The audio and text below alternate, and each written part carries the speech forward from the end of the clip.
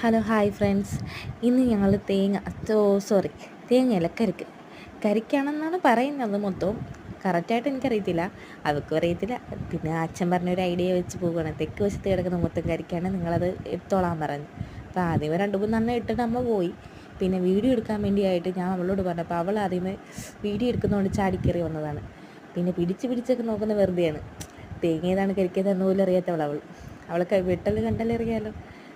അതാണ് അവൾ ചുമ്മാ ഷോ ഇടാൻ വേണ്ടി ഇത് കുലുക്കി. അതെ, എൻ്റെ മകൻ ഓടിപ്പോന്നു.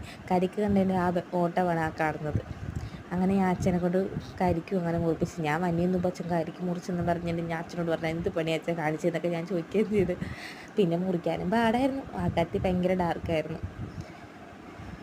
അങ്ങനെ കരിക്ക് മുറിക്കുന്നതിന് മുമ്പ് തന്നെ അവിടെ ആളെണ്ണം കൂടിയായിരുന്നു.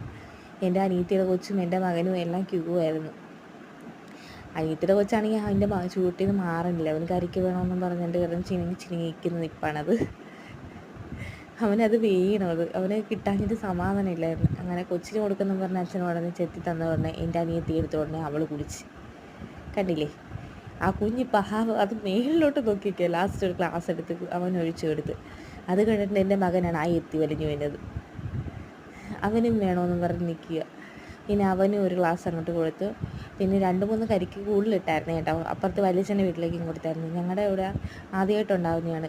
എപ്പോഴും വെച്ചാലും അത് കരിക്ക് ഉണ്ടാകുന്നതിന് മുമ്പ് തന്നെ അത് ചെല്ലി കുത്തി അങ്ങനെ പോകുമായിരുന്നു. അങ്ങനെ ലാസ്റ്റ് ആദ്യമായിട്ടുണ്ടായതാണിത്.